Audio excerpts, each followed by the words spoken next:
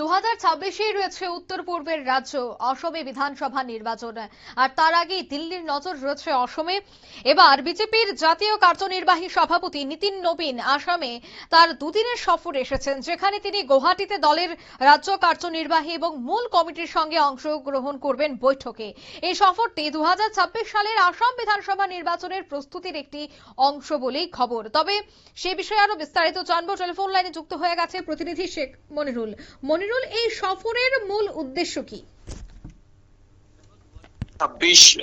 26 March কি April মাস নাগাদ অসম সহ পশ্চিমবঙ্গে নির্বাচন হওয়ার কথা রয়েছে। যদি বড় কিছু অঘটন না ঘটে তাহলে এপ্রিলের প্রথম সপ্তাহতেই এই দুই রাজ্যের বিধানসভা নির্বাচন হবে।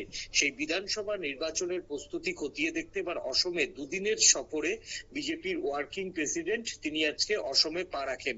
যেটা জানা যাচ্ছে যে ওয়ার্কিং প্রেসিডেন্ট হওয়ার পর এই প্রথম তার নির্বাচনী এই বড় বৈঠক, এবং সেই বৈঠকে অসমের স্টেট এক্সিকিউটিভ কমিটির মেম্বারদের নিয়ে যেমন আলাদা বৈঠক, তেমনি স্টেট কোর কমিটি নিয়েও একটি আলাদা বৈঠক। দুদিনের এই সফরে মূলত প্রথমে হচ্ছে স্টেট এক্সিকিউটিভ মিটিং, তারপর হচ্ছে স্টেট কোর কমিটি মিটিং, তারপর হচ্ছে জেলা সভাপতিদের নিয়ে একটি মিটিং ও বিধায়ক, রাজ্য পদাধিকারী, সেই সঙ্গে সোশ্যাল মিডিয়া টিম এবং মন্ত্রী, এদেরকে নিয়ে দফায় দফায় বৈঠক করতে পারেন নীতিন নবীন, এমনটাই কিন্তু বিজেপি সূত্রের খবর।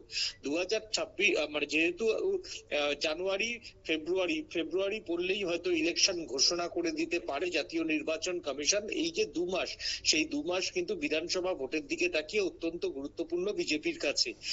মনিরুল, সেই জায়গায় জোট সঙ্গীদের সাথে যে আসন ভাগাভাগি, তা নিয়ে কি বিস্তারিত আলোচনা হতে পারে এই সফরে? দেখো, জোট সঙ্গীদের বিষয়ে আলোচনার বিষয়টা স্টেট কমিটির উপরই মোটামুটি রাখবে, কারণ বিজেপির সঙ্গে এখনো অগপর সরাসরি এইবার বিধানসভায় জোট হবে কিনা সেটা কিন্তু স্পষ্ট নয়। তবে মুখ্যমন্ত্রী হিমন্ত বিশ্ব শর্মা তিনি অগপর সঙ্গে জোট চাইছেন বলেই কিন্তু দলীয় সূত্রের খবর।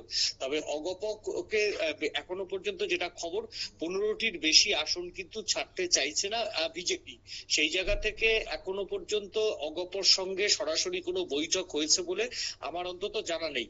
তবে অগপর সঙ্গে বিজেপির কেন্দ্রীয় নেতৃত্ব মোটের উপর কিন্তু জোটে একটা বরাবরই আগ্রহ থাকে, কারণ অগপ বহুদিন ধরেই কিন্তু বিজেপির সঙ্গে ছিল। এখন দেখার যে নীতিন নবীন মূলত যে বিষয়টাকে গুরুত্ব দেবে, সেই বিষয়টা হচ্ছে বরাক নিয়ে বিজেপির একটা চিন্তা রয়েছে, কারণ সেখানে সংখ্যালঘুদের উপর হিমন্তর যে বুলডোজার রাজনীতি, সেই বুলডোজার রাজনীতিতে কিন্তু সংখ্যালঘু ভোটটা বড় ফ্যাক্টর। যেহেতু মিম এবং মিম আর হচ্ছে বদরুদ্দিন, এই দুজনে একসঙ্গে হয়ে একটা লড়াই করার একটা সিদ্ধান্ত তোমার হচ্ছে এখানে নেওয়া হয়েছে, বরাকে নেওয়া হয়েছে। সেই জায়গাতে বাঙালি যে সংখ্যালঘুদের ভোট, সেটা যদি তোমার হচ্ছে কংগ্রেস এবং ওখানে যে ছোট ছোট দলগুলো আছে তারা যদি একসঙ্গে জোট করে, তাহলে কিন্তু বরাকের চিন্তা বাড়বে কৃষ্ণেন্দু নারায়ণ চৌধুরীর মতো নেতৃত্বর। তাই এই বিষয়টা নিয়ে হয়তো বিজেপি একটা আলাদা রণকৌশল ঠিক করতে পারে বলেই কিন্তু জানা যাচ্ছে। একদমই, ধন্যবাদ। অর্থাৎ ইতিমধ্যেই বেশ কিছু বৈঠকে তিনি অংশগ্রহণ করবেন। তিনি গুয়াহাটির শ্রীমন্ত শঙ্করদেব কলাক্ষেত্রে রাজ্য কার্যনির্বাহী বৈঠক এবং পরে রাজ্য বিজেপির সদর দফতরে কোর কমিটি বৈঠকে যোগ দেবেন। গুয়াহাটি বিমানবন্দরে আজ অসমের মুখ্যমন্ত্রী হেমন্ত বিশ্ব শর্মা এবং অন্যান্য দলীয় নেতা কর্মীরা তাকে স্বাগত জানান। তার এই সফরের দ্বিতীয় দিন অর্থাৎ আগামীকাল শনিবার তিনি মা কামাখ্যা মন্দিরে প্রার্থনা করবেন বলেও জানা গেছে। নিয়ে নিচ্ছি ছোট্ট একটি বিজ্ঞাপন বিরতি, সঙ্গে থাকুন।